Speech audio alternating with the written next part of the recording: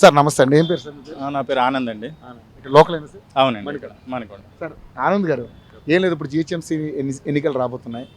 So మేము survey చేస్తున్నాం. So మీ అభిప్రాయం చెప్పండి. అంటే ప్రధానంగా చూసుకుంటే ఇక్కడ 3 పార్టీలు ఉన్నాయి. So BJP, BRS, Congress. Kavitha గారు కూడా ఒక పార్టీ పెట్టుకున్నారు, కేసీఆర్ కూతురు.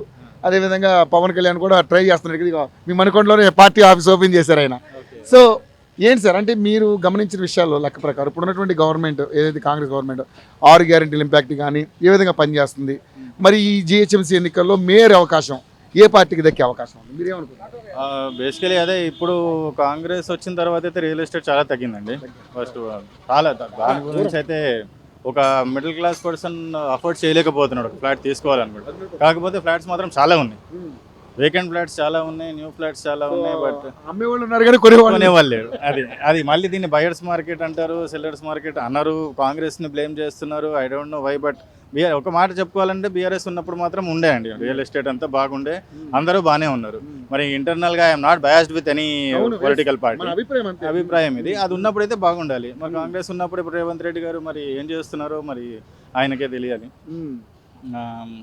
మనకొండకు వస్తే మాత్రం ఈ రోడ్లు ఎప్పటికీ ఇంతే, వాటర్ ఎప్పటికీ ఎంత సిసి రోడ్ వేసినా ఎంత ఏం చేసినా కానీ రోడ్ మాత్రం ఎప్పుడు ఇంతే ఉంది. వాటర్ బ్లాకేజ్, క్లాగింగ్, ఎన్ని ఇవే ప్రాబ్లమ్స్ ఎప్పుడైనా కానీ. కార్ తీయాలంటే భయం, బండి తీయాలంటే భయం. ఇదిగో వర్షాకాలం మళ్ళీ మెకానిక్ షాప్ దగ్గర ఉన్నాను, 2 వీలర్ ఇచ్చేసిన 1 వీక్ అయింది కూడా సర్వీసింగ్. వర్షం వల్లే వాటర్ క్లాగింగ్, వాటర్ సెల్లర్స్ లోకి వచ్చేస్తున్నాయి, అన్నీ వస్తున్నాయి కొద్దిపాటి వర్షానికి. ఈ పాటి వర్షానికి ఇప్పటివరకు ఏదైతే కూర్చుందో ఫుల్ పడింటే అయిపోతుంది. మరి ఇక్కడ ఇన్ఫ్రాస్ట్రక్చర్ వీళ్ళు ఇట్లా కట్టుకున్నారు, పాత ఇల్లులు సెల్లర్స్ లోపల ఉన్నాయి అని అనుకుంటే అదొక విషయం. కొత్త ఇల్లులో కూడా వస్తున్నాయి. ఇప్పుడు ఈ కార్నర్ స్టోన్ లో కూడా కొత్తగా ఈఐపీఎల్ కార్నర్ స్టోన్ ఉంది, దాంట్లో కూడా ప్రాబ్లమ్స్ ఉన్నాయని అన్నారు. So this is again debating the topic. ఎందుకంటే మన కాంగ్రెస్, బీఆర్ఎస్ ఇవన్నీ అని అనుకుంటున్నాం కానీ ఇక్కడ ఉన్న పరిస్థితి, ఎందుకంటే మనకి కనీస అవసరాలు ఇప్పుడు రోడ్లు కావచ్చు, డ్రైనేజీ వ్యవస్థ కావచ్చు, లైటింగ్ సిస్టమ్ కావచ్చు, ఎప్పుడైనా కానీ ఫేమస్ ఫర్ ఇది వాటర్ క్లాగింగ్ అండి. వర్షాకాలంలో ఎప్పుడు ప్రాబ్లం ఉంది. చేశారు, చేయలేదని కాదు, సీసీ రోడ్లు వేశారు. ముందు అయితే ఇంకా దారుణంగా ఉండాలి. నేను 2016 నుంచి ఇక్కడ ఉన్నాను, 16 నుంచి ఇక్కడ ఉన్నాను. OU colony, Manakonda in and around 5 kilometres ఇక్కడ నుంచి ఉన్నాను. కానీ ఇది మాత్రం ఇప్పుడు ఈ డెవలప్మెంట్, ఈ కొద్ది పాస్ డెవలప్మెంట్ కూడా బీఆర్ఎస్ గవర్నమెంట్లోనే అయ్యింది.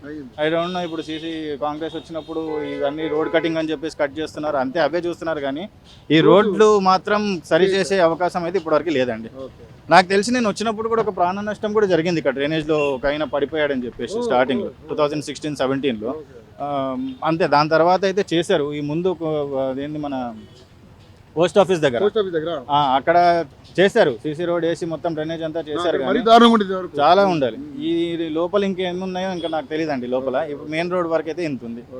సార్ మరి నిజంగానే మరి ఇప్పుడు జిహెచ్ఎంసీ ఎన్నికలు రాబోతున్నాయి. ఇప్పుడు మీరు చెప్పిన సమస్యలన్నీ పోవాలంటే మీరేమనుకుంటున్నారు? ఉన్నాయండి. ముందైతే బీఆర్ఎస్లో మన ట్వీట్ చేయగలుగుతుండే మన కేసీఆర్ గారికి, కేటీఆర్ గారికి. అతను అంటే నాది ఇంకొక గుడిమల్కపూర్లో కూడా ఉంది, అక్కడ కూడా ఇలాంటి ప్రాబ్లంలు ఉన్నప్పుడు ట్వీట్ చేసినప్పుడు ఇమీడియట్ రెస్పాన్స్ అయితే వచ్చింది నాకు.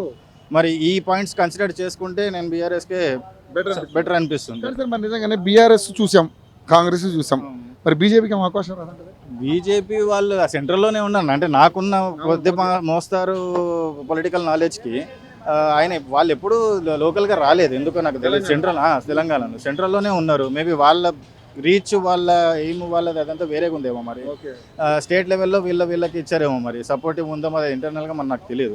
బట్ ద థింగ్ ఈజ్ మరి ఈసారి వాళ్ళు కూడా ఒకసారి తెలంగాణలో అధికారం కోసం ట్రై చేస్తున్నారు. ఇప్పుడు ప్రాబ్లం ఏంటంటే అండి, ఎవరు వచ్చినా ప్రాబ్లం లేదు. మనకు ప్రజలకి అది చేస్తే, మంచి చేస్తే అదంతా ప్రాబ్లమే. ఇప్పుడు వీళ్ళు తినేది, వీళ్ళు చూసుకునేది అదంతా ఉన్నమాటే కానీ నేను బయట చెప్తున్నాను. అంతే. బట్ ద థింగ్ ఈజ్ ప్రజలకి ఈక్వల్ గా మంచి వాళ్ళ రైట్స్ వాళ్ళకి దొరికితే చాలు, అంతే, ఇంకేం లేదు. మేము ఎక్కువేం అడగట్లేదు.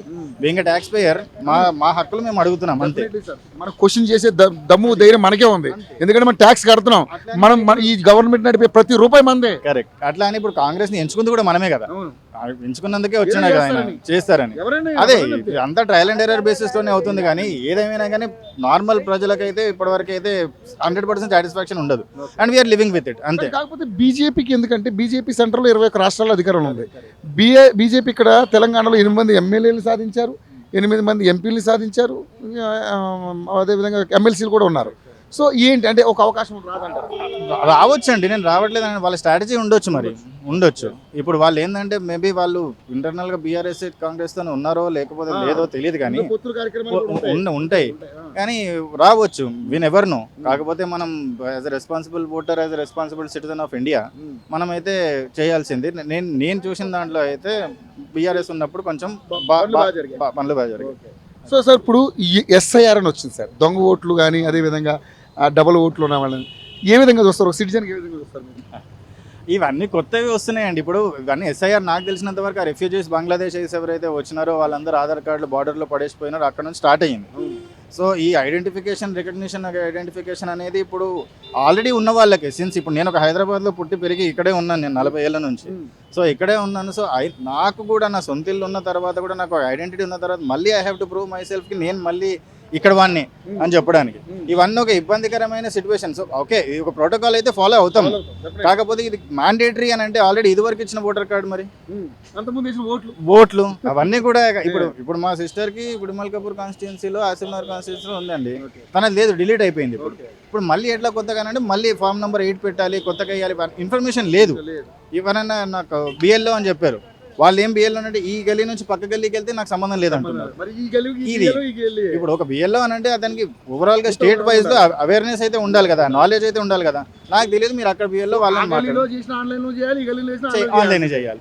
నేను ఆన్లైన్ చేసినాను, మళ్ళీ మ్యాండేటరీ ఇవ్వమన్నారు, మళ్ళీ మ్యాండేటరీ ఇచ్చిన తర్వాత మళ్ళీ ఆన్లైన్ చేయమంటున్నారు.